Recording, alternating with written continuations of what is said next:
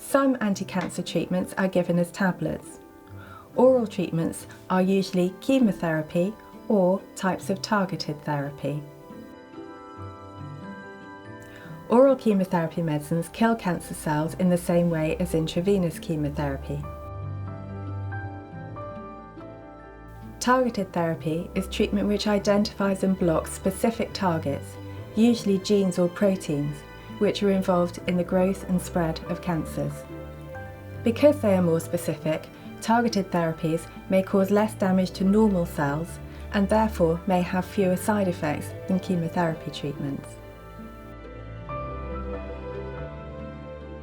We can do various tests that will determine whether you're more likely to benefit from that treatment. So that usually involves sending a sample of the cancer that's been taken on a biopsy or from surgery and testing it in the laboratory to see whether it is likely to respond to that particular targeted treatment. Tablets or capsules would generally be swallowed whole, either with or without food. This will be explained to you in clinic. The timing and frequency of taking the medication will depend on the individual drugs being given. This will be explained to you in clinic, and the pharmacist, nurse or the doctor will go through this in depth so that you're aware of how often to take it. Store the tablets and or capsules within the original container and keep out the reach of children. Some treatment will need to be stored in a refrigerator. However, this is quite rare, and you will be told if this is the case when you see the doctors or nurse or pharmacist at the first dose talk. Try to avoid touching them as much as possible. If you have to touch them, wash your hands thoroughly afterwards. You may also want to push them out of a blister without touching the tablet or capsule at all. So if you forget your dose or you vomit the tablets up, do not double up the dose, because this may lead to an increased chance of toxicity from the tablets. Patients will need to be seen periodically throughout treatment. This will depend on the specific regimen that they're having. To undertake this at a safe and effective manner, blood tests are really important before coming to see one of the specialty doctors or nurses.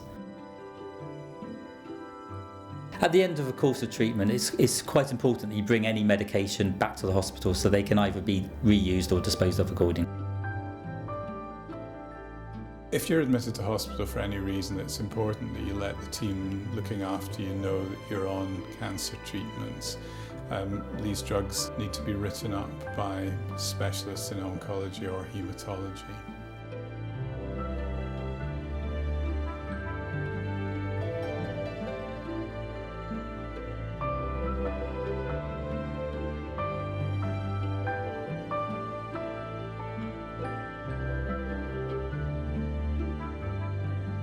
It is not possible to go through all potential side effects of anti-cancer treatments in this DVD.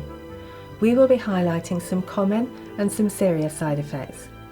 Please also refer to the written information that you have been given in clinic and do not hesitate to ask questions.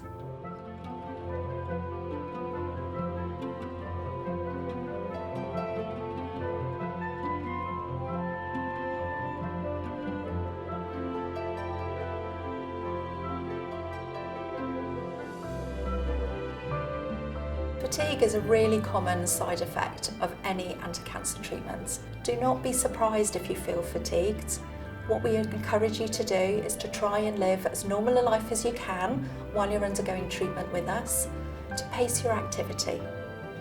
If you can potter around the house, or you feel up to going out for a coffee and seeing your friends or doing a bit of shopping, that's absolutely fine. We want you to do that. If you feel you need to go to bed in the afternoon and rest up for a couple of hours, that's also fine. Some people can feel sick and actually be sick while they're having treatment. Obviously this is a side effect we do try and avoid for you if possible, and we will give you anti-sickness medication on the day of your treatment and also to take home with you. Usually if people take these regularly, that will keep their sickness under control, but if you find that you are still feeling sick or being sick despite taking these medications, please contact the Cancer Helpline. There are some things that you can try yourself to help if you're feeling sick. and that would be food and drink containing ginger. That can be helpful, and also you can pick up some C-bands from the chemist or from the day units, which can be helpful as well against sickness. What we would recommend to try and avoid this is to use a nice soft toothbrush, keep your mouth nice and clean, and we can also give you some mouthwash, which is really effective at helping against this. Your treatment may cause a rash. Rashes can be variable in appearance and severity, so please report any problems to the Cancer Helpline. It may be recommended that you interrupt your treatment until the rash has settled.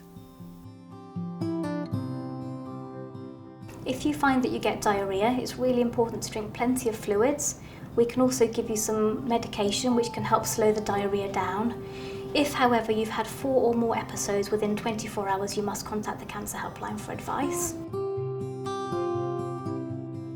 Some of the targeted therapies can cause high blood pressure, and it's important that you monitor your blood pressure regularly. Usually the treatment of that is the standard antihypertensive medications, but nevertheless it's important that the blood pressure is monitored closely while you're receiving this treatment. Many of the anti-cancer drug treatments cause bone marrow suppression. What that means in English is it causes a reduction in the production of your white blood cells, responsible for fighting infection, your clotting cells, called platelets, and your red blood cells. If you're at increased risk of developing infection, you will be given a neutropenic sepsis alert card. If at any time you feel unwell, it is vitally important that you immediately record your temperature. If you have a temperature trigger at any time, less than 36, and you're shivery and shaky and unwell, we need you to ring the helpline immediately. Equally, if your temperature is 38 or above at any time, please contact the helpline without delay. What you can expect when you get through to one of the nurses on the helpline is you will be expected to come to hospital for medical assessment. We will ask you to come to the acute medical unit, bringing your chemotherapy book with you and your alert card, so that you can be given an immediate dose of antibiotics and be medically assessed on arrival. Other symptoms of bone marrow suppression include worsening fatigue, breathlessness on exertion. These are symptoms of anemia. And occasionally you may find that you get a pinpricked rash, and if you get any gum bleeding when you brush your teeth or nosebleeds when you blow your nose, again, please report these symptoms, as this may be a sign that your bone marrow is suppressed. Therapy can put patients at an increased risk of developing blood clots.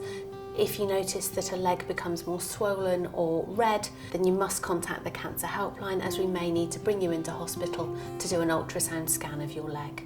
If you suddenly develop breathlessness or chest pains, again, please contact the Cancer Helpline, as we may be required to bring you into hospital for further investigations.